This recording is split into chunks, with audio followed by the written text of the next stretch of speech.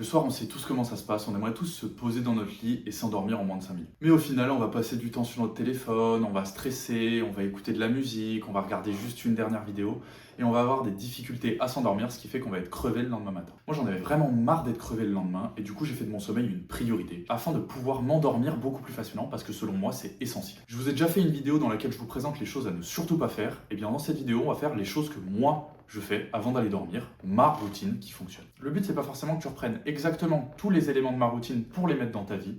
C'est de prendre les éléments qui, selon toi, auront le plus grand impact dans ta vie en fonction de ce qui t'empêche de dormir le soir. Le plus important, c'est de trouver une routine, et lorsque ton cerveau va commencer à identifier les éléments de cette routine, ça va lui permettre de favoriser l'endormissement lorsqu'il va détecter celle-ci. Ma routine à moi, elle commence à peu près 1 heure à 45 minutes avant d'aller dormir. La première chose que je vais faire, c'est que j'allais me faire une tisane.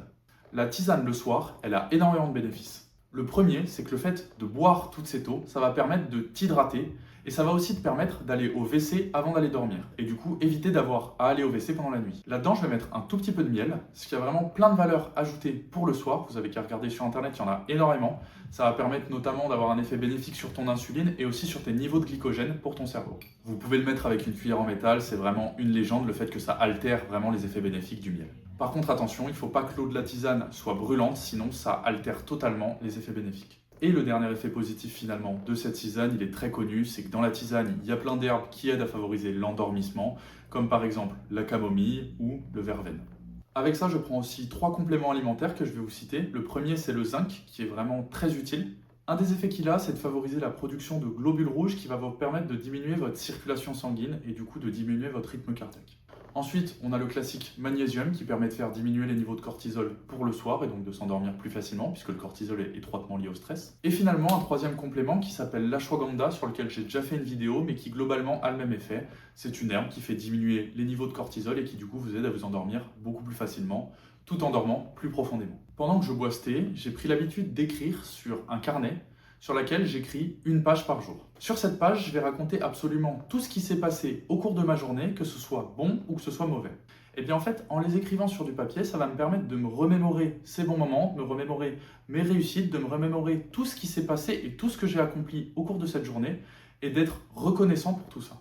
Pour les mauvaises choses, c'est un peu complémentaire, mais ça va me permettre de prendre énormément de recul en fait sur toutes les émotions que j'ai exprimées au cours de ma journée, que ça puisse être de la colère, ou de la tristesse et que j'ai mal interprété sur le moment puisque j'étais absolument focus dans l'émotion et j'étais beaucoup plus dans du sang chaud et pas du tout du sang froid et du recul à traiter l'information avec logique.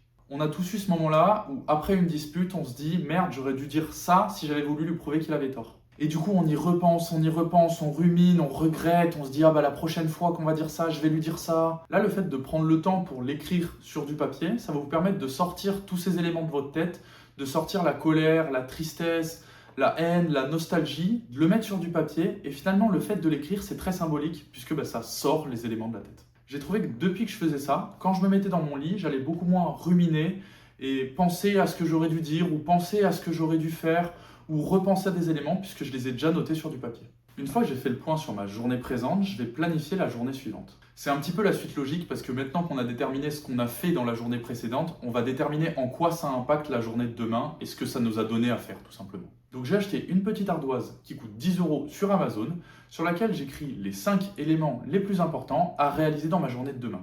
La question que je me pose, c'est est-ce que si j'arrive à réaliser seulement ces 5 éléments, ma journée de demain est réussie ? Ça me permet de rester aligné avec mes objectifs qui sont plus long terme, de ne pas oublier les choses que j'ai prévues et d'aller me coucher sans aucun stress puisque je sais que de toute manière j'ai écrit ce que je devais faire demain. Ce qui veut dire que je vais me lever et que je n'aurai pas à réfléchir, j'aurai simplement à lire puisque la partie de mon cerveau logique l'aura écrit la veille. Ça permet de ne rien oublier, de ne pas stresser et une fois que les choses elles sont écrites sur le tableau, moi j'y pense plus du tout et je vais me coucher l'esprit calme. Ensuite, moi je suis de la team qui prend la douche le soir, parce que j'ai un petit peu de mal à me réveiller le matin, donc comme ça me permet de gratter 10 minutes le matin. Et aussi, comme je l'ai dit, le but de ma routine, c'est de ne pas être sur mon téléphone le soir pour ne pas être stimulé. Donc le fait de l'intégrer dans ma routine, ça rajoute 10 minutes dans ma routine sur laquelle je ne suis pas sur mon téléphone. Ensuite, j'ai une skincare routine qui est très simple, donc je ne vais pas forcément vous la présenter dans cette vidéo, mais elle permet d'avoir le visage un petit peu détendu. Puis, je vais aller dans ma chambre et je vais fermer la fenêtre. J'ai pris l'habitude d'ouvrir la fenêtre le soir parce que ça me permet de diminuer la température ambiante de ma chambre. Et avec une température ambiante plus basse, ça va favoriser l'endormissement. Il y a eu beaucoup d'études là-dessus et je vous ai fait une seconde vidéo aussi sur ce sujet. Je vais allumer une lampe de chevet qui est le moins lumineux possible pour faire comprendre à mon corps que la lumière va bientôt s'éteindre et que c'est l'heure d'aller dormir. Et ensuite, je vais lire pendant 15 minutes. Lire, c'est vraiment extrêmement lent et du coup, ça va forcer notre cerveau à stimuler son imagination et à diminuer la vitesse à laquelle il fonctionne. C'est aussi vraiment très peu physique, donc en fait, notre respiration va se détendre au fur et à mesure, ainsi que notre rythme cardiaque qui est étroitement lié à ça. Et une fois de plus, ça permet aussi de gratter 15 minutes, on ne va pas être sur notre téléphone.